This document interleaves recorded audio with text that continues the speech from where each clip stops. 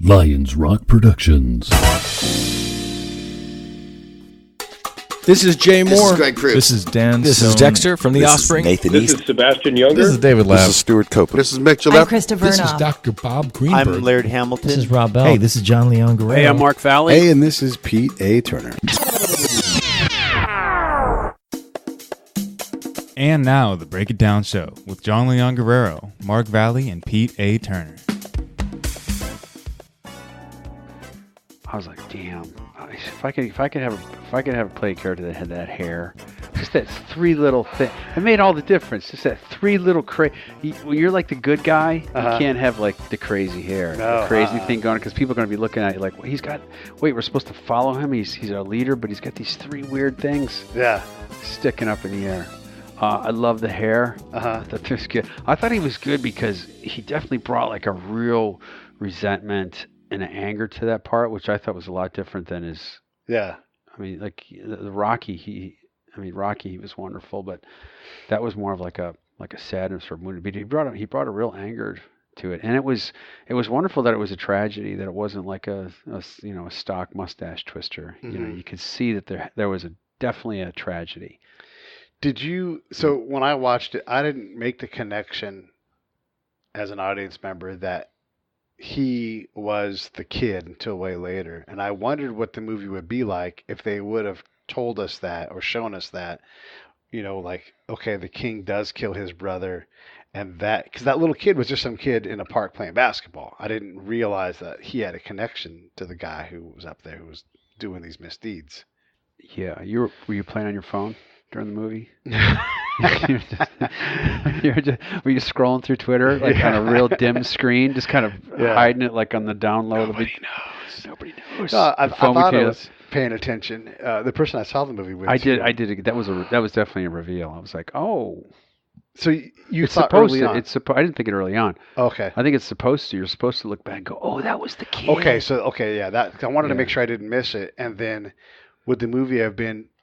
Because then you would have known, like, there's vengeance coming. This guy has to avenge his father's death. Would that have changed how the story flowed? Because I thought that might improve what I saw, possibly. You know what? Is when you first, it definitely would have made more of an impact when you first meet the guy. Okay. Like when you first meet Michael Jordan's character, I just thought, wait a minute. Yeah. There's two Black Panthers. He's just another guy helping out. Right. Or he's just another bad guy, or, a supporting character. Yeah. Because you had the other great bad guy, the South African guy, was awesome. That guy was a good bad guy. It was an interesting script because it did sort of throw you in the opposite direction. You think it's going to be the South African. Yeah. Well, who should have been Oscar Pistorius? I mean, I really should have been him. If you're going to have a limb missing South African. He should have had Oscar. But they, that was a nod. And then, like, he shows up. Yeah. He was But it was a little harsh killing that woman with a latte, though. I mean, that was such a... Yeah. It was like a rough way to... That did seem over the top. She didn't take it. She's just... Because why don't we take it back? It belongs to Wanaka. Yeah. Wakanda. I thought Wakanda was in Illinois. Wakanda? Yeah. There's like a town that's... Is there a town in Wakanda, Illinois? I think so, yeah. It's kind of Australian, too. Yeah. Apparently they never said Africa the whole movie. They never said... They didn't? Did No. they show Africa in the early part? I mean, just like the styles, but there was nothing in particular. They were pretty aware that they were just tossing it around a little bit. Did it not show, like, was there not a shot of the globe that as the meteor? It was Africa, you're right.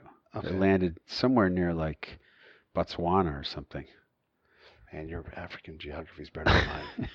I just know it wasn't the top. It wasn't the bottom. It was one of those ones where I don't really know where they are, so it must be like in the middle somewhere. Yeah. Yeah. Somewhere where north of South Africa. North of South Africa, but not as far north as like Sudan and Egypt and Chad and those places. No. Okay. Yeah. I don't know. I like Africa's a great. You ever been there? Well, yeah. I mean, it's so big. It's like Yes, I've been to Africa, but The I've not. continent of Africa. I've been to the continent of Africa, but like being in Egypt, or on the Sinai, like that's technically Africa, but you're not like in the jungle. And He's like, I've never taken a gunboat up the. yeah. Like I've seen a bunch of Arab dudes in pyramids. I've not had like I've been to the Middle East, which is that part of Africa. Okay, I haven't been to much of them. I was to Jordan once. Yeah, it's hot there. It was hot. It's all bleached. Yeah. City is completely That was bleached the out. one thing you were talking in your episode with Robin Dreek, was it? Which one were you talking about being in Hurt Locker? Was that no, that was Tim. Hold on. Which episode was that? I don't know. You were talking about being in Hurt Locker, and as a veteran in that movie, the thing I thought they got right was the coloring and the hot, like how hot it was, Right. because it's just, the heat is just, and you've been there, so like it's just oppressive. There's no avoiding it. It's like, holy shit, it is always going to be hot, and the air is just heavy and dead. You know what was more disgusting though? Huh. They had these little connexes that we had to wait in. Yeah. These waiting rooms, and they all had backed up toilets. Ugh. And Yeah. it was like, go to a little room. It's either like you go to this air conditioned room that smells like feces, Right. or stand out in the shade and just waft yourself. Yeah. Yeah, going to the bathroom in a lot of the rest of the world is really less pleasurable. I mean, Isn't it? yeah. We had an infantry company was at an area off of the Tigris, and if you didn't go to there's as a pace to work, as a pace to food, and that causes everybody kind of have a pace to bathroom. And if you got caught up out of line with everybody else, that thing was filled. It's a porta potty, so it's filled with bugs, or it's just filled. One of the two. So you had to carefully plan your movements, or deal with the unpleasurable, alternatives of bugs or.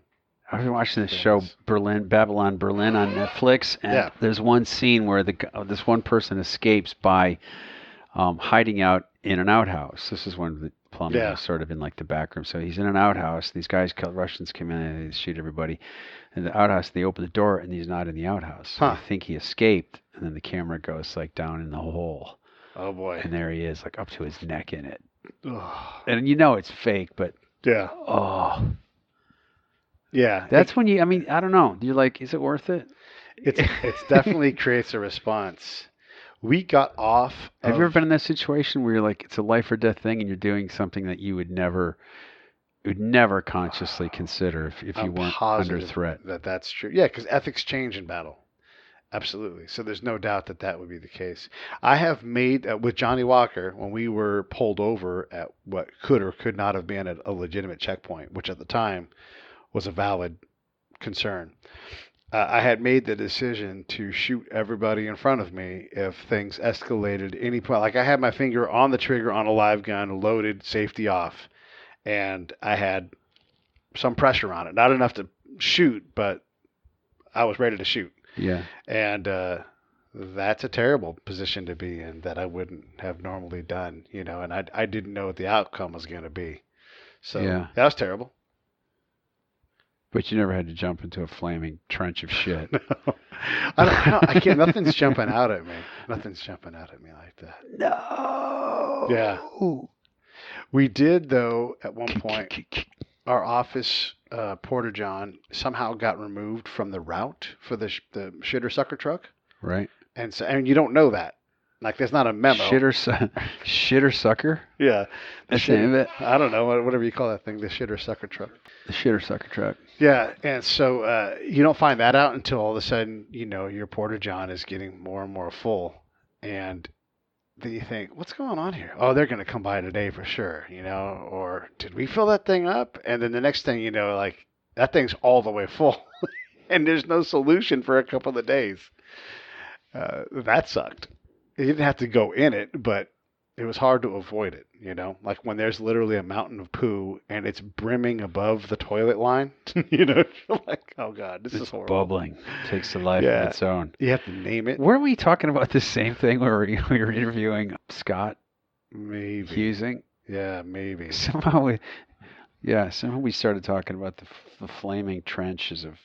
Oh, because people had to burn refuse. shit all the time. Yeah, that'd be And horrible. that's a terrible job. And it's always lower ranking guys, especially, and luckily for everybody else, there's always someone dumb enough to continue to get in trouble, and that becomes part of their job, Yeah.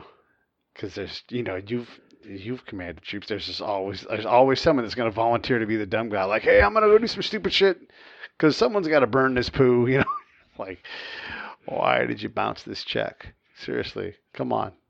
All right, you're going to have to burn shit for the next 45 days. Oh, damn it. You're going to be burning feces. What would it take to make you go back into the military? To go back in? Or government service? Like, say you're like, this podcast stuff is fun. But... what would it take? If the nation needed... That's saying you're not doing it already. You're not available. Yeah. No. What do they call it? A knock-on or something? Is that the secret term? Non-combat? I don't know. No, it's a knock. Oh, a knock? Right? Where you're just like, hey guys, I'm available. Oh, yeah. Yeah, I don't know. I'm not on any kind of database like that or anything. But like if they needed something, not like, Arnold Schwarzenegger mid-'80s needs something. Like if you need something, send helicopters and talk me into it. Nothing like that. But like, if there was some kind of major conflict and I thought my skills would help, I guess I might consider going. I just thought of a great promo for like the Break It Down show. Oh, nice. Let's hear it. I've always wanted to play a general, Uh-huh. So we have a general. He's in a stinky Connex or something office, and there's helicopters and dust blowing by the windows. We could fake all this, right? And he's this general. He's just looking over all these like bright, gleaming, like a map that's actually come alive. And there's just like red dots everywhere, and they're like, General, like, the mullah wants to talk to you. And he's like, I can't talk to him right now. And he's like, we can't figure out what's going to happen. I don't know what's going to... Anyway, they think, like, I can't talk to that goddamn mullah one more time. Like, what are we going to do? And he's like, there's only one man for this job. And then it cuts to Pete in his truck, like, driving along, talking on a phone. Yeah. Right? Talking or sitting in a podcast with a bunch of comedians, just laughing, having a good time. And it's like, beep, his phone blinks. He's like, hold on, guys. You're not going to believe this, right? That would be hilarious. You're not going to believe this, guys, but I gotta go. It would be a good Funny or Die sketch because then when I get there, like one of the things I always do when I go out to outlying posts is I bring ice cream. Like I'll grab the two, like the five-gallon things. Pizza, but yeah. Yeah, I bring those because those guys got no need for me. But you bring, and I've literally heard the conversations because those guys don't hide their contempt. They're like, that motherfucker that makes all that money. And then the E7 looks at him and goes, you enjoying that ice cream? Because he knows his job, And then they're like, yeah, man, I love this ice cream. He's like, that guy brought it. So the button for it is like, the door opens up and there's like the helicopter lands. Like, the door opens. Yes. It's backlit with these two things underneath your arm. It looks like they're explosives, right? Yeah. Then you cut to the general, like, putting his spoon into some ice cream. Yes. All right, put the mullah on. Thanks for coming by, Pete. Exactly. Yeah, that's exactly what it should be like. Thanks for coming by, Pete. Yep. Don't mention it, sir. Ice cream man's always coming by. Can you go talk to these guys? Yeah, that'd be cool. I played a. But that's sort of a fantasy, Yeah.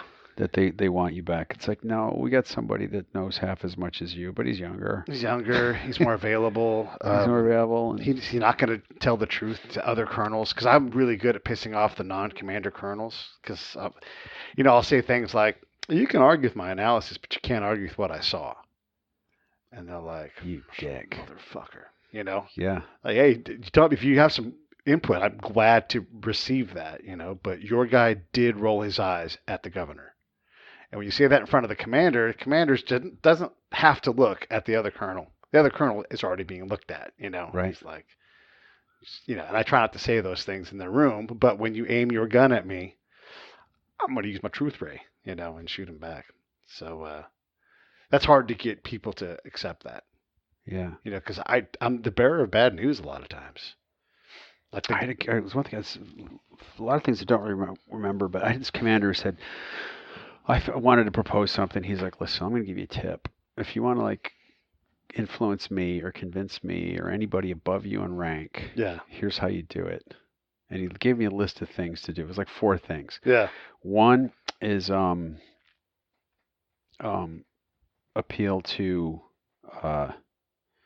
doctrine, personal experience, or common sense. Right. It was just include, because next time, just include those three things. Address those three things next time you want to convince me that whatever your platoon needs to go to the beach or something. Yes. You guys just use those things to convince me. It's like, all right, cool. Yeah, it is that simple sometimes. And the commanders will tell, if they have respect for you and they want you to figure it out, someone will for them, or that person will say, look, your slides on PowerPoint, they're fine. But the commander hates the color blue. And so every time you put blue on there, it's distracting him. Like that. I've had like those kinds of instructions. Like he hates the explosion icon. He hates it. Don't put that on your slides because he's not taking you seriously. Like it's that detailed when you try to communicate your message. It's pretty funny. So what about you? What are your short-term and long-term goals? I'm trying to get a couple other podcasts off the ground, because there's some revenue in that. And then hopefully get some stability with the income, because it's just so hard. Like nothing happens for a while, and then it'll happen, and then it doesn't happen. So trying to flatten out my curve. And then once I have some stability there, I think I want to try to write this screenplay that's in my head. Now, a lot of it's kind of done, but I have to do the hard work of dropping the words onto paper, and I don't necessarily care that it gets made. I just want to be able to say, I've written a screenplay, I've written a peer-reviewed journal article, I've written, I've done these things. Why not a book of your experience? I haven't figured out what kind of book it needs to be. And I don't know that I'm interested in a memoir. So is it a business calling card? Am I applying the things I've learned to business? Is it going to be, I've thought a lot about like Turner's Wars and like what is modern war and describing that, because I see a lot of it. But you want to write a book that doesn't sell anywhere, write that book, because someone's got to give a damn. And the book thing is hard because you've got to get in advance. For a guy in my position, I can't just write a book on the strength and know that it's going to sell, because I don't have an audience to do that kind of thing. So I've got to either find someone willing to give me an advance with the same problem of like, who are you going to sell this book to? Or I've got to self-publish, and that's just a little bit too frivolous for a guy in my financial position to do. So a book would help me make more money, but I have to withstand the writing process, Well, you've been really effective in teaching me how to be a more effective interviewer for a podcast, and all the technical stuff, which is pretty simple. You still haven't showed me the Audacity thing. I don't know how to get two files and to sync them up. Oh yeah, and to tell what's doing what. Maybe you could show me that at some point. I'll show you. But yeah. I think you should just do an infomercial. Do like not infomercial, but a web whatchamacallit. Because I think it's fascinating, like teaching like interviewing technique or talking technique or a podcast, or what do you talk about? How do you talk about it? From the perspective of you being in an environment where the information or what people are saying, like what I'm saying to you right now, you're not like listening to me with that kind of like, well, I'm going to need this. It's going to help me on the ride home. it's like Mark is just talking, I'm listening, but to have been in that experience, been in that environment where what someone is saying has life or death consequences, makes you probably a better listener. I'm just guessing. You have to be, you have to internalize. And I think I've said to you before, like tabula rasa, like I've got to clear my slate and understand. I don't know anything about you or what I think I know about. Otherwise, I'm coloring my own picture, not yours. So from a guy who's hosting, who's spying, or whatever, I need to know what you know as much as possible, as much as clarity as possible. To do that, you have to listen better. I have to think of all of wait, what did that guy look like? How tall was he? Where do you think he was from? And I need to understand what Eastern European people look like versus Irish person. And all these things are in the background behind that to help me process what this person is, what their accent was, all these other variables. And I have to know to ask those questions. And I can't do that if I'm not listening to what's there. Yeah, but I think I just can't see how that experience or the intensity of it couldn't give you like a real window into telling people how to conduct an interview. It seems like they're related. They certainly are. My failure is just finding the clients that are like, man, I'd love to ask better questions. Like Everybody's got to figure it out. It's a hard thing. I mean, you do feel like you know it, and then like I can read a report from an intel person, and I can see the conversation that they've had because I've had so many of them, and I can say you weren't in control of this interview, and they'll tell me that they were. I'm like, okay, well then why didn't you ask these questions in these spots? And I'm doing this in the kindest way that I can, but I'm being very critical of their work. And then it hits them in the face, and now they have to be defensive. And like, well, it wasn't about that, or well, then what's this report about? Because you've missed the pieces that need to be there. That's hard because people don't want to hear that stuff. But there is a way to do it. I don't know. I just have to figure out what the rap is. Well, I think you're just gonna. Yeah, I mean, you're probably just gonna. My prediction is you're just Yes. gonna have a few very successful podcasts of other people. You know what I mean? Yeah. And you're gonna be in the background, Master nodding and puppets. guiding. Yes. You know what I mean? Yeah. The podcast Zen Jedi Master guy. He's the podcast. Did you get the nod from Pete? Yeah, it was good. The nod. What's going on? Yeah. We're going on the air. Nice. Yeah, a lot of people are doing podcasts. They are. But what do you? I guess yeah. It feels like the interview just ended. No, you can ask me that question. No. I guess my thing was why is what is your how do you know? A lot of times people say, well, whatever the story is, this idea you have, that the idea will dictate. When you start fleshing out the idea, that'll dictate the medium. Is this a screenplay? Is this a movie? Is this Right. a TV series? Yeah. Is this a poem? Is this a podcast? Right. Right. Yeah. And like you hear something, somebody said that there's a podcast about a guy who bought the contents of a storage garage. Right. And from that, he started to look through it and read these letters, and he turned it into a podcast. Right. It's like, why is that a podcast? Yeah. Right? What is it about that? What is it about that? That's one of the questions. So people say, how do you monetize? And that's a great question. But more importantly, how do you build an audience? How do you know when you got an idea? So the Break It Down show is a great show. I mean, we get great people. We build really compelling stuff.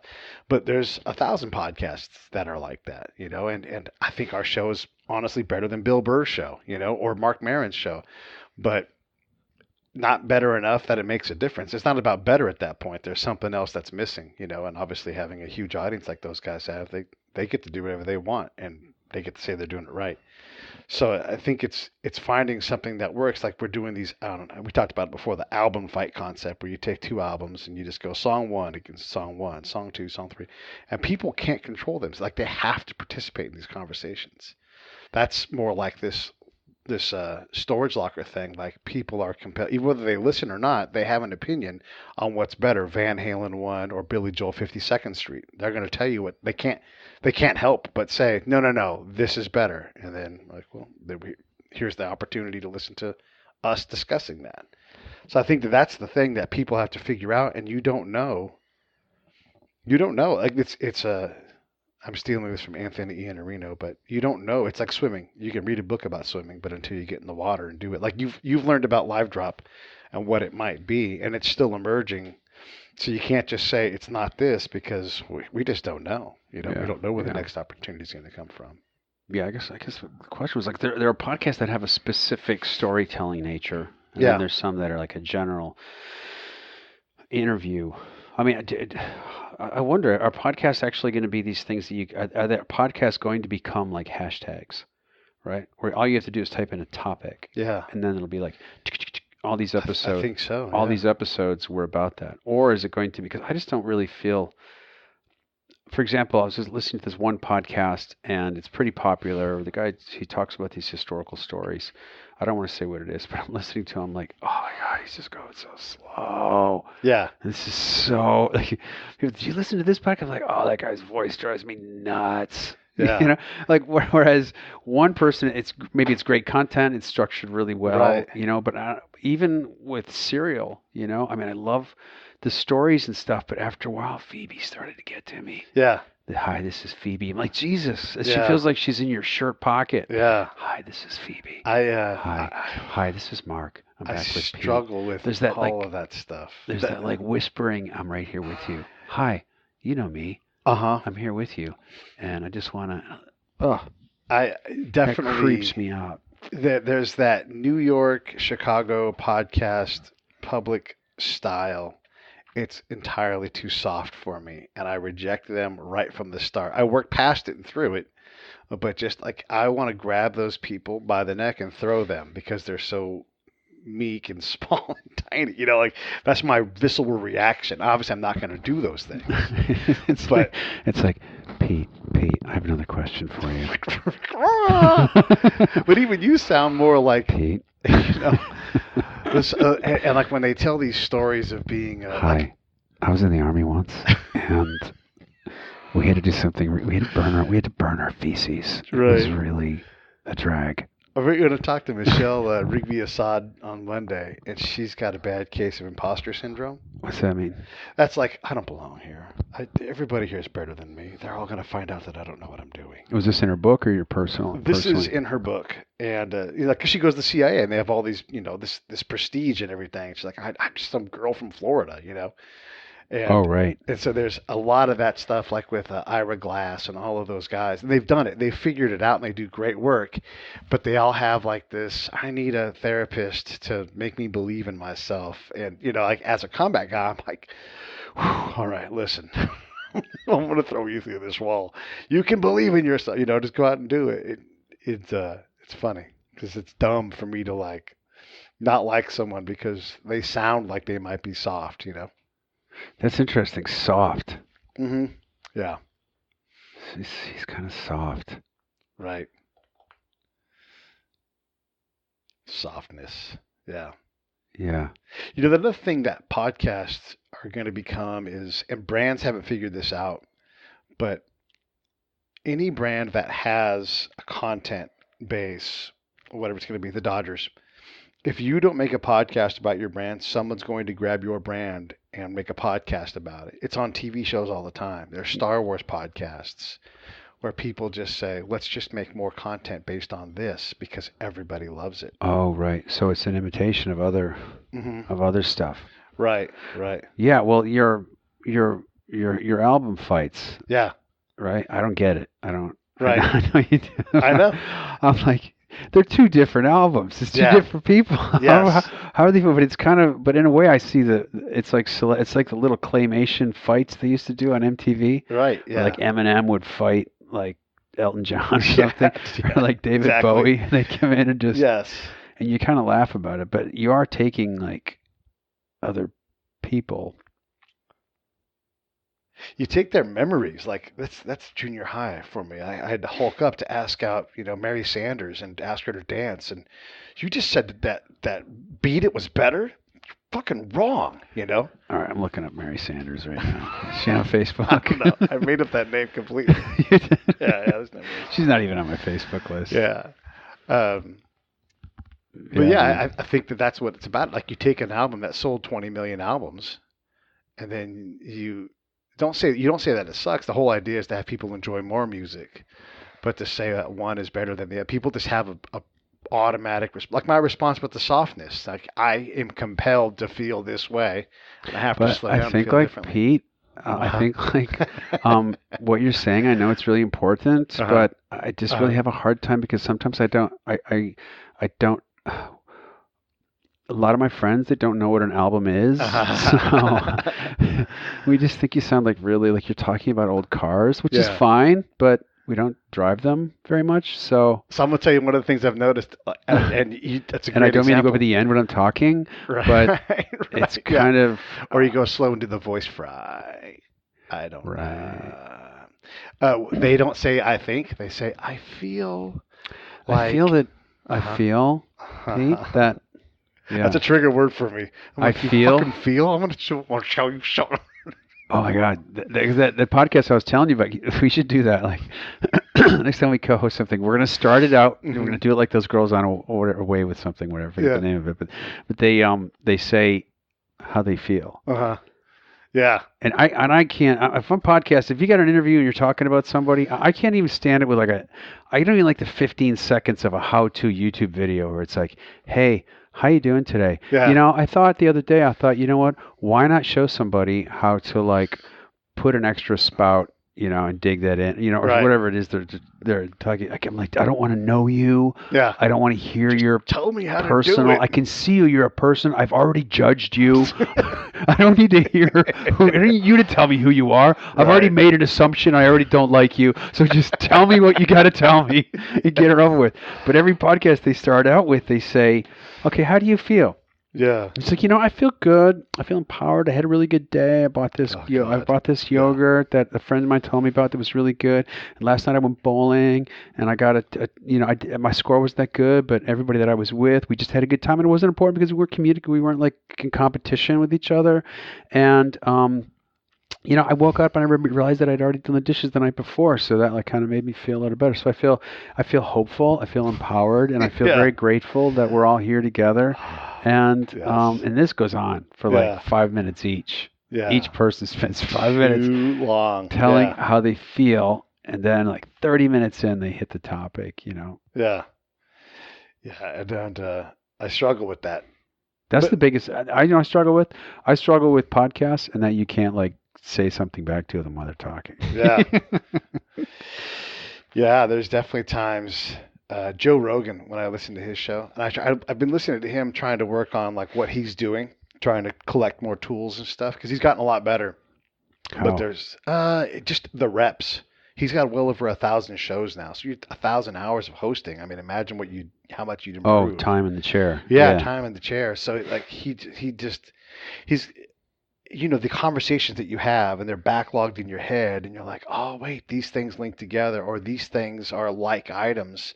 And so he's just become a better host. Before he was, I don't want to say he's a dummy, but he's just kind of just didn't have enough of that stuff in the catalog to put things together. So now he's got that stuff and he's figured out kind of where he needs to be. And I'm being hypercritical of a guy who's already a great host 500 episodes ago, but like where he's at now, I'm like, oh, I have to pay attention because he's getting to places that I don't understand how he's unlocking these levers and knobs he's twisting. This is not a combination that I'm familiar with, like his dojo has something that I'm interested in. He's got a long set, and he's got a lot of stuff to call back. Yeah. Right. And they're 3 hours each episode. Are you serious? Yeah.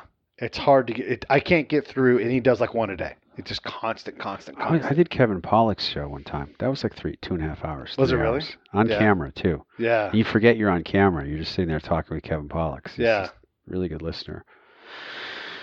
I remember I was just telling stories, and I was just rambling on Yeah. and having a good time, and he's very present with you, and he doesn't judge. He's got all of Robin's principles. Yes.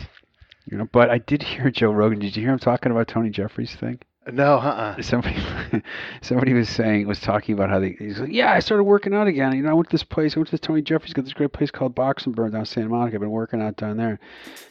This episode of the Break It Down Show is brought to you by Lions Rock Productions. That's us. We publish, evaluate, and develop podcasts just like this one, consult others to build their own, and create associated content and content marketing strategies. So if you're launching or expanding your social media presence, your business or your personal brand, or if you just want to take your media presence to the next level, Reach out to us on Twitter at Pete A. Turner, or at JohnLG69. at the Break It Down Show. There's 1,000 ways to get a hold of us. Now enjoy the show. And I don't know why he did it. He might have thought the guy was doing a free plug for the show. Uh-huh. And Joe goes, wait a minute. What's the name? What's it called? He goes, Boxing Burn. He goes, okay, I don't care. I don't care who works out there. That is a ridiculous name for a boxing gym. Who trains there? Like Jane Fonda? Right. Boxing Burn, Boxing Burn. And the guy's like, no, it's a good gym. I mean, this guy's like a world class fighter and contender. And Joe just keeps going, Boxing Burn, Boxing Burn, Boxing Burn. And I thought, well, at least he's a good interviewer, but he's not afraid to like give somebody shit every once in a while, Yeah. And that's where I think you worry about. Like, I don't even want to share anything on Twitter because I just think like, oh, I immediately picture, the people that aren't gonna. I don't know. I imagine. I imagine like one of my 300 followers is gonna not like it, or I'm like, oh, I don't want this to say this because I can automatically. That's another problem. It's like you get older, like you were saying, you just become a little more relaxed, but. I can just hear the opposite. I can hear the other side of the argument. Yeah. Yeah, and definitely I try to be aware of that with guests. Like I wouldn't want to put you or anybody else in a bad position because I say something that puts somebody unfairly in a box where they have to say something dumb, because that's just not kind to the person you're talking to. And in this time right now, like I'm not saying anything bad or good about President Trump. He's doing the job, If you want to comment on that, call me offline or whatever. But nothing's binary anyhow. Like to say he's universally terrible, that's just not true. And to say that he's 100% making America great again, that's just not true. So I try to find that middle road and kind of hit the ball back. Like if that's true, then how about this? If the Second Amendment is outdated and outmoded and we need to change it, fair enough. Let's work on that. What other amendments are in the same boat? Because a lot of them are really old, Well, they created new amendments for human rights. Right. They just made new ones. Yeah. First Amendment. What other speech. ones? What are the other ones? Like think about free speech and how different it is now. Like, did they mean for anybody to put out any hateful, evil shit that they want on any form of social media and buy an ad to spread it? I don't know. Maybe we need to look at the First Amendment. And it's not meant to be denigrating the Second Amendment updating thing. It's just to say if that's true, then that's kind of how I handle those things, If we're going to say that mentally impaired people can't have guns, then can they vote? Like if you're so crazy you can't own a gun, do we want them voting? And then who decides that? Or joining the military. Or joining the military, or whatever. It's going to be right. Yeah, like it's not as simple as all these things. So I don't know, that's kind of how I approach that stuff. I don't know if it makes anybody happy or just pisses everybody off. But Pete's pro-Trump. Pete's pro-Trump. That's what he's trying to say. In a very diplomatic way, he's a gun-toting Florida, Northern Central Californian right. Trump supporter. Yes. I'm what am I? I'm pro-life. They're gonna have that too. He's a pro. He's a pro. Yeah, it's a strange time. Yeah. I was just talking to my doctor the other day. He's this old guy. He's like telling me I get some old person's skin thing, rosacea, whatever it is. Your skin gets like, I'm an old person. I thought it was shingles. So I went to the doctor and I'm thinking, I got shingles. The whole way I'm driving there thinking I should have glaucoma glasses on. I'm so old, I got shingles now. It's over. I mean, it just felt like it was over for me, Yeah. It's just, don't even worry about what you're wearing anymore. Yeah. You're done. But I got there and he said, no, you got a rosacea something or other. I was like, oh, all right. Well, that goes away. Don't worry. It's not contagious. So I said, oh, it's great. At least I don't have shingles. I felt like I was 18 again. Yeah. But he was like, yeah, Trump's doing a great job. I think he's doing a wonderful job. Yeah. And you know what? The stuff that he was saying, you know what? People in Korea, for the very first time, the North Koreans are actually checking what they're saying because they think that he's mad. He's a madman. That he's the crazy guy in the bar that you just don't. Yeah. If he's there, fine. Just don't piss him off. Right. That's what he wants America. It's Trump's idea is that's what he wants America to be. He wants America to be the crazy guy in the bar. Right. Not the guy who's going to break up the fight or the one who's going to talk people out of fighting. Right. He wants America to be like, don't talk to Sam after 11 because he's wasted and we don't really know what he's going to do. Just let him have the fucking peanuts. It's much easier. Yeah. Just give him the peanuts. Just give him the peanuts. It's so much easier. Well, it's like the thing with South Africa. You know how they're running out of water. Like they're counting down the days because they just haven't had any rain, and they're only people with money who can ship water and have water. We could easily set a task force of Navy ships over there and just desalinate water and pump it out there. Maybe not leave all of it, but we certainly could do a lot. And that would be something that a lot of other presidents would be like, immediately send someone over there to provide help, because we can't have people on the earth without having clean water in this kind of a situation. We can't fix everybody, but this we can alleviate. He won't do that, but he will send a carrier group over to Korea and say, all right, and get China to pay attention and get the Philippines to quit being dicks. So you do have to give him credit for that. And I'm not a pro-Trump guy at all. I'll just say that honestly. But sorry about that. No, you're fine. Yeah. But when he does run, like if we spend time talking about how fat and dumb he is, and there's people in Indiana, Michigan, and how bad he looks in those white golf pants, he's going to be able to go to Ohio and say, how many of you have more money in your paycheck this year than last year? Right. How many people from the last few presidents got Amazon to invest hundreds of billions of dollars in this nation and create more jobs? How many people got Apple to put $350 billion of their own money back into this nation and build stuff? And like, holy fuck. You know what that means? Yeah. He's a fat, dumb guy who's going to get a lot of fucking votes. Yeah. How many pieces of legislation did I have, Yeah. He's going to be able to do that. So we've got to, if we don't like him as a president, we've got to get serious about actually, stop mocking and start actually. I know. Stop being so excited that he's. I mean, it's like, oh, he's this. He hates women. He's racist. I mean, sure. Yeah. Right. But those aren't the things that are going to stop him from. Right. Stop him from getting this. You're the folks that are already not going to vote for him. Now you got to go convince someone who's like, I've got $45 a week more on my check. Yeah. Convince that person. Well, he's not nice. At what price? I mean, maybe the short. Yeah. The short term, sure. Maybe he gets some people to stay back. Some business to stay in the United States, but.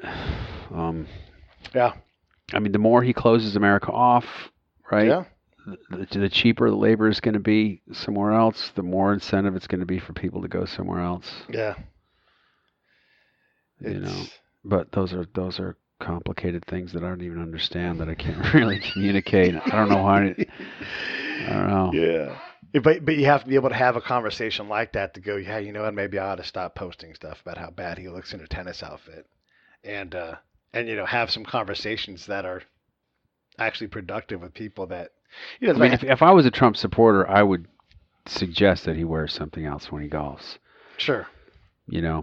I'd go for the short hair. I'd just cut it right down. Yeah, mow it. Lose a little weight. Mm-hmm. I mean, imagine if his last 3 years in office, he lost weight and cut his hair short. Right. They'll give him 2 more terms. Easy. He could just be as much of an asshole as he wants, but they'd be like, you're going to have to cut down. If you could pick the person, anybody who's alive right now, to be president, who would you say, oh, you know what? I'd give that guy a shot. Oh, to be president? Yeah. Not like Joe Biden or someone like that. Like someone you're like, no. I want to see this person and what they could do. Not that Joe Biden would be a bad pick, but. Wow. I mean, you got Mark Cuban talking about it, The Rock, Tom Hanks. All these people are like, maybe I could do this job, right? All these people are kind of throwing their hat in the ring. You don't got to pick from them, but if you would be like, I'd be curious to see what they could do. Is there someone that stands out? Jason Statham. He's not a native-born American yet. I'm the president. Yeah. Joe Wayne. Jason Statham to be president. I'm trying to think. I don't know. I saw 3 billboards. Uh-huh. I thought it was really good. Yeah. I think Frances McDormand. I would like to see what she could do as president. Honestly, she just seems like she's got it together. Yeah. All her movies, you know what I mean? She's compassionate, she's angry, she's strong, she's stalwart. I'd like to see what she has to say about a few things. She's not always running off at the mouth, you know? Yeah. That sounded very sexist. She's not running off at the mouth like women do. No, she's not. You know what I mean? She's keeps. Yeah, I think Frances McDormand would make a great president. All right. Yeah, someone that can spend time listening and building consensus. Those would be 2 really neat things to see. Like when, and this is not an indictment. It's just a state of affairs that is across the board, not something that makes sense to me. When the president stands up and says there are more black people employed than ever have been, ever, and that's whether you want to say it's a fact or not, I don't care. When half the room won't stand up just because of who he is, that's not good for all of us. You don't got to agree with the man, but when he says something that seems like good news to a lot of people, and you just mean mug him as a form of protest, we got to be better than that, We have to have somebody with an ability to understand and to empathize, and then to communicate that empathy as well. And the way you do that is you have a genuine understanding, or even a visceral feeling, of what this other side has experienced, and then to be able to communicate that. Trump doesn't do it at all. No, right? He's terrible at it. He's terrible at it. He's like, I know, everybody's excited. People are just too excited. There's such an easy way to I just think there's just an easy way to do that. It's like, listen, Yeah, I understand. He does more. He's more unforced errors. I understand this most, and he doesn't have to have his. But the problem is he has such an ego. He can't say. I don't have a solution to this right now. Yeah. Right? He can't just say, listen, I don't know what it's like to be able to grow up with guns in your hand, or to feel like you want, or you have 12 of them, and that somehow constitutionally that's your right, and that we have a difference of opinion. But I know what it's like to feel that something is important. Yeah. Or even if you did it a different way and you were just like a commander-in-chief type leader, and you just said, I'm the executive branch, I'm not the legislator. But what I can do as the executive is I can hold those legislators accountable, and we're going to go get to work, and we're not going to focus on anything, whatever it's going to be. And like, this is what's going to happen, and this is not going to be. And I know a lot of them kind of say it, but I mean to say it so that we're all like, all right, cool. Yeah, you know what? We can all take a little bit more if he's going to be on this and really push it, But whoever that person is, we haven't seen that person in a while. And to have some reason with it. I mean, I just feel like Mike Pence is just so far on the other side as well. I mean, yeah. I just think that we have to. I don't know. I can't do his voice. I sound like Bill Clinton. That was like Bill. I'm like, wait. I think Bill Clinton should come back. I'm gonna come back. Pete, it's funny you should ask me. I was just thinking about it. I'm a vegan. Yeah. I don't think Clinton would be a good president again because he's a vegan. All he would do is he'd be like, I know we have some problems in Korea. We have some challenges in China. Yeah. The Pacific is this hotbed of fundamentalist excitement right now. But I'm a vegan. I'm going to tell you what I had for lunch today. Yeah. I had a hamburger made out of grass today. Grass and broccoli. Made out of my neighbor's grass shavings. Yeah. And it was the best thing I ever had. Yeah. Yeah. I hope we get someone that's more healing next time. But maybe we got to be hurt enough to allow some healing to happen. Because we sure just seem like we're just mad at each other, Yeah. Yeah. I think Facebook is they're going to start getting away from, this was happening before Facebook, it was regional, right? Yeah. I think one thing that Facebook is going to do is that you won't find. I mean, it just felt like before Facebook came along, there was the people who live in the cities, yeah, and then there was the rural, yeah. And no matter where the South was or where the blue or red was, it was just kind of gradually moving towards. There were the people that were rural and people that lived in the cities. And the cities were becoming more and more liberal. Yeah. It's because they had to be tolerant to function. And then the rural areas, they could tell that every meeting they went to, every basketball game they went to, they were talking to like-minded people. Yeah. But now that you have Facebook, there's a two-edged sword. On one hand, you can be liberal living in a rural community. Yeah.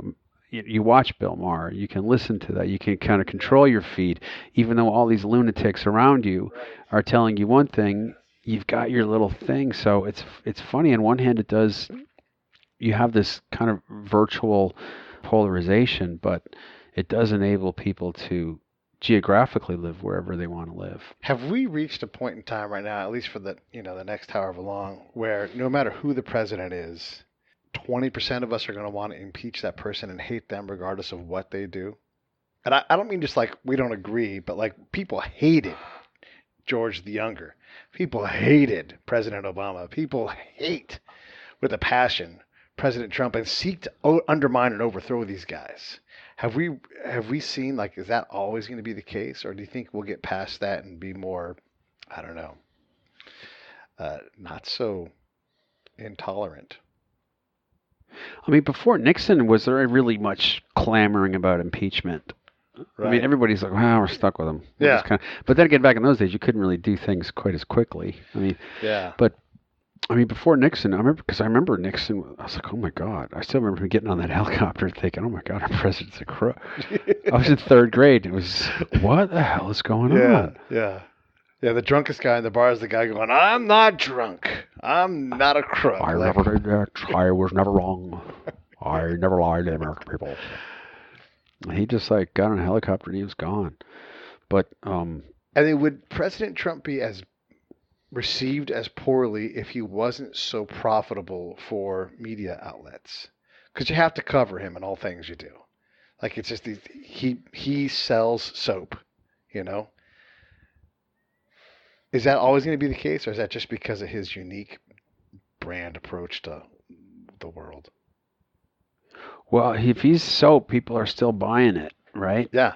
And I think it to the point. I guess it's he is he's a brand, and he's a commodity, and he's reliable as a news source. Yeah. Right. But the moment that becomes, I was just thinking about that the other day. I was like, imagine, when they drag out the old presidents every once in a while and they see what they say. Like, that's just like 10, 15 years from now, like, well, we're talking to former President Donald Trump today about what he would do. And you think, oh, I wonder what that's going to be like, what he's going to say, or how people will look back on him, what they will think. Yeah. I'm not a real fan of any of the recent presidents, but I can see President Obama being a great ex-president if he focuses on what he can do within his influence circle, which is massive. He could take on major things, and I wish he would focus there. I don't have the same faith that Donald Trump will do that. Like the Bushes have their thing. Like, we don't talk about other presidents for the most part. I'm going to paint. Yeah, I'm going to paint. I'm going to hang out with my grandkids. Actually, George W. has said a few things. No, they about said, Trump, but they didn't say much about President Obama or anything else. They mostly keep tight-lipped. Obviously, Jimmy Carter doesn't really get too involved in those things, but I just don't think we're going to get that with President Trump. I think he's going to continue to be, well, he's not going to go away from the public light. I can't imagine that that'll be the case. Yeah.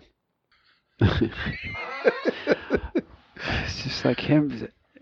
But you have to admit, though. Now, I heard somebody talking on CNN. They were saying that, this book Lieutenant Colonel Grossman wrote, this on killing, right? Mm-hmm. It's like, there was this crazy percentage of people that actually fired at another person. Right. And then the amount of training it takes to be able to just simply shoot at a target shaped like a human. Yeah. Not even like a real human being. Yeah. And then to be able to, to have your training to the point, I'm talking about like being able to handle a gun or in an environment when your adrenaline is going and how it changes your eyesight and your viewing, and that also degrades your accuracy as well. Yeah. Like the amount, you can just give a teacher a gun. The amount of training that goes into making somebody efficient. And think about like, I get nervous when I go to like a gun range, right? Because it's like, these dudes are like holding on. It's like kids. Like I grew up where a computer was as big as a house, and I see people walking around with their laptop and just acting like it's a graham cracker, and just putting it down like this. And I'm like, do you realize the power of that thing? But you also see people that are just handling. Yeah. When somebody first sees a gun, the first thing they want to do is pick it up and hold it in their hand like it's a toy, and you're just like, oh, you knucklehead. Yeah. And you see people doing that, and that. Your teacher has your teacher has a gun. Yeah, yeah. And teachers have bad days. Just FYI, Yeah. We had a teacher in our hometown, for whatever reason, she made the decision to bring a bunch of weed brownies to not a school function, but a party with school people at it. And school kids were there in addition to people. And she made national news because they charged it with poisoning people. It was weed brownies. But think about that. Like, she could be the one in class that has a gun, and she's about to maybe lose her job, and she has a really bad day, who's to say teachers aren't going to go on a rampage now? Yeah. Like, remember, workplace violence was a real thing for a while there. Like, going postal wasn't just a joke. It was actually people snapping. And so we got past that. I don't know what it took. But, there has to be things. We actually had... Well, the principal's going to have a gun, too. Like, how are you going to tell your teachers, like, listen... I want you to change this curriculum or do this. Like, oh, really? Right. I got a gun. There's an insurrection at the school. We had yesterday. We recorded, or 2 days ago, we recorded an interview with a SEAL named Ty Smith, who's from San Diego, and my buddy Paul was also a veteran. Good SEAL name. Yeah, no, Ty Smith is badass. We didn't even mention the killjoy being a Navy SEAL. First of all, he went to the Naval Academy, which I'm like, no. No, this guy is not a Naval Academy graduate. No. You can... Yeah, that was wrong. I ignored that part. I'm like, that's not who this guy They always is. throw that in. It's like, well, where's the best place you go? He went to the Naval Academy. Like, Naval Academy... No. Yeah, you can't be Hayward State. You can't be that single-minded. Yeah. at a military academy. You have to be able to do a bunch of different things. To be able to get through the military academy being that angry. And then what was his sport he played? And then he was a Navy rugby? SEAL who clocked up kills. Yeah. Yeah. That was a little, yeah. He played rugby? That's what I'm saying. He has to play something, like, because it's an academy. Like, I forget what you played. What did he do? Was he in the glee club? Right. Was he in the choir? Yeah. Like, who was his roommate? Right. Did they get along? Was he a guy that compiled demerits? Was he bottom of his class? I wanted more information. Where did he go on spring break? Right. Yeah. Was he just trying to kill people? Was he in the glee club? That's hilarious. What did he do? So Ty, we asked Ty, because what Ty does Because you know what? When I was at West Yeah. Point, the dudes who were like, this is serious, like, I'm going to go special forces, I'm going to take martial arts, everybody just kind of stayed away from them. Yeah. The ones who were like, this serious gung-ho. Right. Well, you know the guy. Yeah, absolutely. Every unit's got that one guy who's like, I'm a fucking killer, man. Yeah. You're like, sure you are. Sure you are. Clean the fucking to the train. Yeah. Light the turret on fire. You dude. realize you're in the logistics branch. It's like, get me some toilet paper. That's your job. You realize, yeah. So the thing with Ty Smith, SEAL, he's retired and he does like security for workplace and schools. And so like we have a guy just by accident, this thing happens and he's able to talk intelligently about it. Wow, what do you say? Yeah, and we didn't, again, I didn't approach it from the right says, the left said. I said, as a guy that knows how to shoot, and I can shoot someone, in the heart, like piece of paper, 10 feet, 15 feet away, which is pretty good with a pistol, I will shoot you in the middle of your heart. If you give me less than half a second, I can do it. And I'm not proficient like he is. I said, from your point of view, do you want to take that shot? The chaos, the adrenaline, all of those things. Like if you shoot targets and you have a pistol, try walking in place and see how hard it is to shoot and hit something. It's really, really hard. So here I am in this crisis environment with people running everywhere, all these variables, and I see a guy, and how often are you within 15 feet of this guy? Like he might be 150 feet away. You can't shoot him I can't shoot that guy. I'm not Wyatt Earp. I don't have a 12-inch barrel on my gun. And I asked him, and I'm like, what does it take for a teacher? I don't want to put it on him, but what does it take for a teacher to be proficient in that kind of environment? And he basically talked about driving the weapon. And you don't hear people on the TV talk about driving a weapon. If you want to drive a weapon in that kind of environment, it takes, and it was all clinical. And you don't hear the president talking at that level or none of the people that are like teachers need more guns, because here's a guy who is a pro who could handle that situation. And he says, you have to choose one or the other. You have to be a teacher or you have to be someone who can handle that situation. The other thing I talked about was, okay, so what is driving a weapon now? Driving your weapon is taking your weapon and controlling it to the point where you can't engage someone like that. Like you are in charge of this weapon. This is part of who you are. You're not shooting going, did I hit it? And looking. Like this is, absolute control. Right. It's there. It's there. Right. Yeah. Well, the whole thing of like pulling out of your holster and rotating. Now you're in a combat position. You come up here and then you push forward. Those guys practice. They get to the point where they can shoot from here. Boom. They're hitting things. Yeah. Well, it depends on who you learn from. But basically, you're trying to get that thing rotated, pointed towards the target, and then the guys who are great at it are already shooting the moment. Can shoot reliably from the hip. Basically. And they're not looking through the sights, but at that point, they're hopefully, the way I learned how is like you're hopefully out of bullets by the time you reach full extension with your arms, and then putting in a new magazine. Because even if the person is but this is someone who's sending a lot of rounds down range with a bunch of kids running around, With what? Like what? I mean, like the average, what's the percent, like when adrenaline's going like that? I mean, there was like a percentage of rounds. Yeah. Somebody said it was like 8, it was something crazy. Like if somebody's at 20 feet away. Yeah. It's like 1 out of 5 rounds are going to probably hit. Right. Yeah. Honestly, I think that's what it's some of the best, some of the best guys. Yeah. And you have to teach that person because you have flight. Or women. Yeah, right. Fight, flight, or freeze. And that sheriff in Broward County didn't respond. He froze. So you can shame him for being a coward, but you blame the sheriff, for not being a leader and saying these guys need training so that they respond in the right way. Because freeze is an appropriate response to danger. You get to do that. Yeah. So we talked about that. And it can be an effective one as well. I mean, that's what camouflage is for, right? Like, you freeze. Yeah. That's my go-to response. By the way, if we're ever in a situation, I just want to let you know ahead of time, Pete, I'm a freezer. I freeze. Yeah. I turn into like like, oh my gosh, there's not even a human being. Why even shoot? It's so completely still, but your brain is like going. I'm the dude you talk to like after 15 seconds have gone by. Right. Mark, what do we do? And then I'll probably have an answer for you. Do you want to try freezing? And the first, no, not 15 seconds, maybe like a minute, maybe like a couple of minutes. You might have an idea, yeah. The whole thing's probably over. It probably would, but like, ask me 2 minutes into the conflict. Yeah. What we should do next, and I will have a full slate of options that make complete sense. I worked up an algorithm of how to get out of it. It's like, I figured this out. I want to say this other thing about Ty's thing too. I'm like, okay, so if teachers can't have weapons, what's the best weapon in this case? Is it a carbine? And basically it is. It's something that's small but has some range to engage. And I asked the other hard question, because this all kind of goes against what the left wants, but it's what has to be there, is can one person reliably defend a school in these horrible situations? And he's like, we have a saying, and I'm going to say it wrong, but I'll do my best. We have a saying in the SEALs, 2 is 1, 1 is none.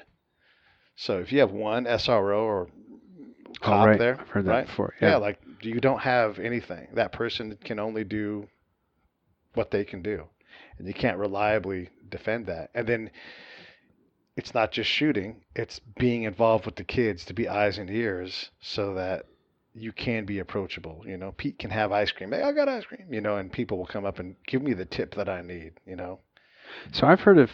I can't reveal my sources, but I've heard that, like at least in community colleges and some colleges, I don't know, that there are FBI agents that are actively talking with teachers and instructors, using them as like informants if they have any students that act a little bit out of the.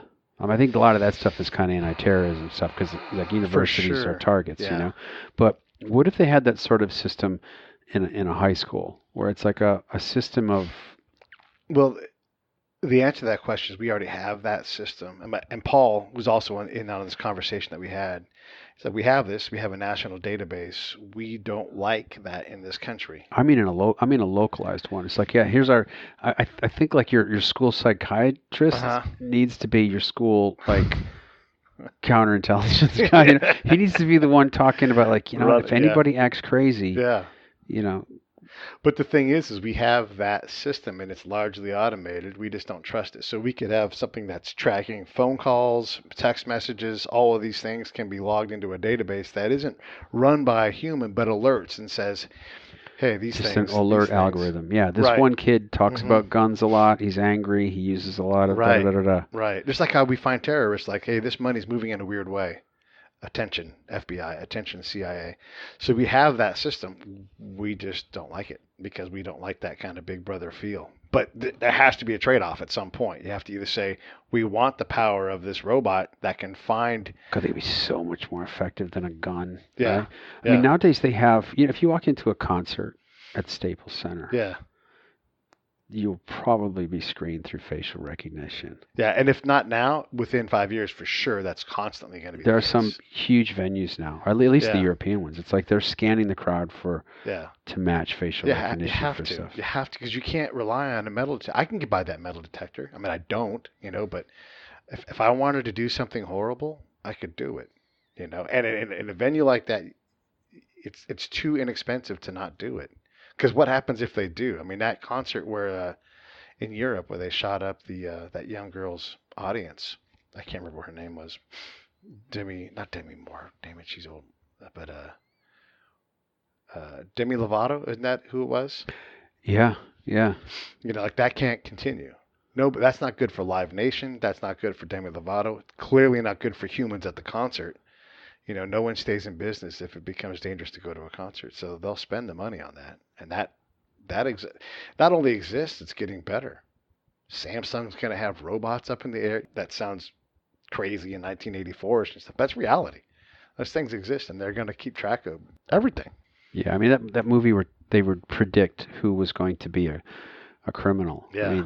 I mean, it's so possible now. I mean, you just look at somebody's like browser history, the things that they like, the things they don't like. You know, you compare that, you correlate it with, you compare it with known criminals or killers or people who have kind of gone unhinged like that, and suddenly, it's not like you're convincing someone, oh, you're gonna do it. It's like, you know what?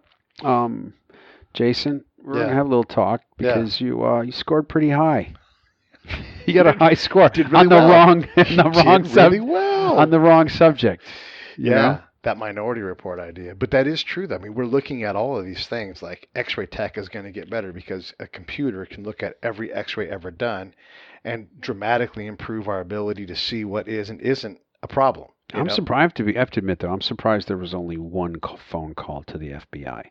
Like they were satisfied that one call to tip somebody off was going to somehow get through that huge bureaucracy. I mean, wouldn't you just want to and whenever anybody, I don't know what it is. It's like, I don't know why there weren't a dozen different people calling in. And and actually, I want to talk to Michelle about this on Monday. But at one point, I was on the Bay Bridge, and there was a car in front of me. And every time they went by an upright stanchion for the bridge, we're on the lower deck, a camera flash went off. And it wasn't the angled ones; it was just the straight ones. And I'm like, okay. I'll talk to my friend Jeff. I'm like, did you say stanchion? Whatever you would. You're the engineer. That's awesome. That's awesome. Is that right? Yeah. Okay, good. Yes. No, I have no idea. Okay. I was believing you. It's a caisson. Okay. It's a caisson. It wasn't the. No, I just made that the up. The caisson's the main thing. These are like the every I don't know 20 yards there's one, and they're upright and they hold the two decks apart. Anyhow, so they're going across. They're taking cool. a picture each time, and I tell my buddy Jeff, I'm like, if this goes on any longer, we've got to go up and pass by these guys. And to be honest, I said, if these guys look Arab at all, I have to call. Like, for what I do, who I am, my experience, if it was a bunch of Irish dudes, I don't know that I make the phone call. We get up there and it's Arab dudes, and I'm like, all right, well. So why are the cameras going off? It looks like they're casing the bridge. Oh, they're casing the bridge. They're casing the bridge, yeah. Oh, I thought there were cameras on the bridge that were like. No, it's in the van taking a picture of the bridge structure itself. Oh, right. So I'm like, all right, well, it's probably nothing, but I have to call, but Jeff never would have even realized it, right? So I call and I report what it is. And I'm like, I know it's probably nothing, but I'm a counter-terror guy, counter-intel. I understand how these things work. And so they're like, okay, yeah, fair enough. Thank you very much. But that's the last time I hear about that case. Like, if you report something bad on Facebook, you get a report back. And they're like, hey, that report you made, that person was actually not into you middle-aged old man. The girl with the big boobs, she was fake. But the FBI doesn't do that. They don't go back and say, hey, we checked that out, and it was important. Like, there's just never, it's just a black hole.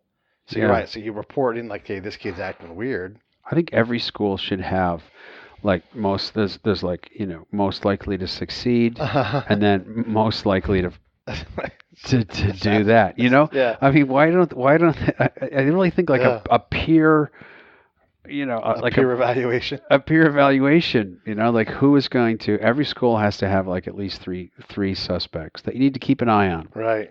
Yeah. It's a private vote. Just write the name on a ballot, right, and put it in the box. Right. Most likely to commit white collar crime. That's Chris over there. Most likely to rob a liquor store. That's already Carl. We know he's done one, and you just kind of populate it with that, like an ELO rating. I mean, most likely to shoot up the school. Well, you have to have a couple categories, because you don't want, like, if you're going to do the survey properly, like you have.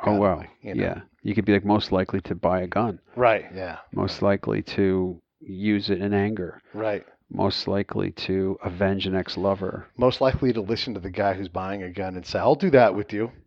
Yeah. Most likely Clyde. Most likely Bonnie. Yeah, has the most amount of black in his wardrobe. They should like you should be like, hey, we have some new categories for the yearbook this year. Right. Here's what they are. Yes. Likes to dress in black. Owns a duster. Yeah, picks his face. Most likely to star in a Sundance independent film. Right. As a teenager in angst. Yeah. Yeah. A drug selling teenager in angst. It's funny that because that girl said, you didn't, why weren't you nicer to him? She goes, you didn't know him. But I'm like, well, then you think there must be this like an unwillingness to potentially ruin somebody's reputation. I mean, Yeah. I mean, they couldn't. I'm not saying anybody could have foreseen anything, Right. but why couldn't they say, you know what? We think, because nowadays people are so sensitive. And here's the thing: they're really sensitive. If you complain to a kid in like a school, like one of those pay-per universities, right? Yeah. If you do complain to someone about a student, or a parent complains about some other student, they don't waste any time. They're liable. They don't want to take a chance. They're like, "You're out." What? Yeah. You're out. Sue us. Go ahead. But a public school system, I don't think they can act on that sort of information. And look at the incentive structure. I don't want to make this always about money, but they're incented to get kids to school and through school. That's what they're made to do. Yeah. So even like no, we'll hire an adult to stand next to your kid all day long because they're special needs, and they'll go through the regular curriculum because that's what they're incented to do. You know. Oh, it's fascinating. I mean, because people, I joke around. I'm like, you know what? Here's the thing. It's like, I was kind of glad if there wasn't bullying in high school, I'd still be like feathering my hair like one of the Cassidy brothers. You know what I mean? Oh, wow. They needed to be bullied sometimes just to be, Mark, that's not a good idea. Someone's got to enforce the norms. But it's interesting because like people are so afraid to bully other people that people can kind of exist in this sort of disconnected weirdness. Yeah. Where nobody's like, dude, what's your fucking problem? You're bullying me. No, you're fucking being weird, right? Yeah. Completely inventing a scenario. But think about it. Right? Yeah. Like that kid would have been, does bullying cause that? I mean, there's different levels of bullying, and obviously there's just the cruelty, which, there's no excuse for. But the way the kids sort of police each other in a strange way, Yeah. But does that have a negative effect? Does it actually cause it, or would it actually, bring attention to someone? I think people are afraid of being a bully. One of the things about being a bully is and I have no idea what it's like being in high school right now. Yeah, no, It's completely. It's crazy. The idea that there are all these bullies and yet nobody seems to own a bully. Right. Like, my kid was bullied. Like, what? Okay, great.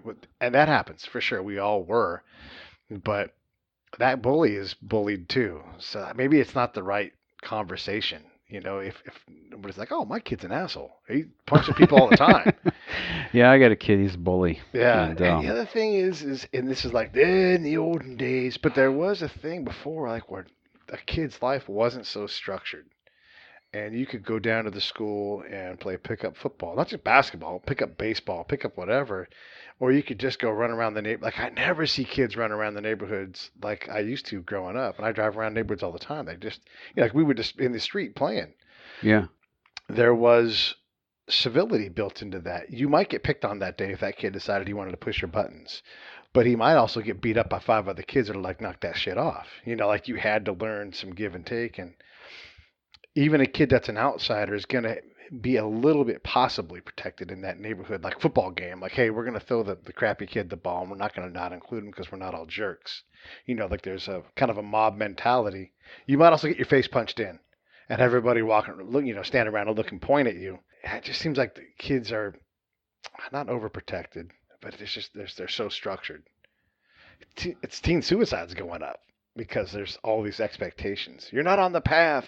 Why aren't you going to USC needs, chill out. Go to prom. Have a couple of beers on accident, On accident. Yeah. Nobody knows. That's funny. Yeah, kids they have to do so much homework now. It's crazy. Yeah. I saw a documentary one time. This girl was just saying, wait, okay, I have to get into a college, I have to play in an athletic team. I have to take AP courses. Mm-hmm. I have to join clubs. I have to demonstrate leadership. Mm-hmm. I have to be in student government. I have to play a musical instrument. There's all this list of things that you have to do. Yeah. And she said, and wait, and now I'm supposed to have time to be passionate about something else. Yeah. And write an essay about it, why it's important to me. What's important to me is like trying to meet this list of things that's just incredible. Yeah, quit making adults out of kids. Yeah. That might also help reduce the shooting. I think we're going to run out of batteries soon. So don't give them... Oh, I think we did run out of batteries. Oh, we're done.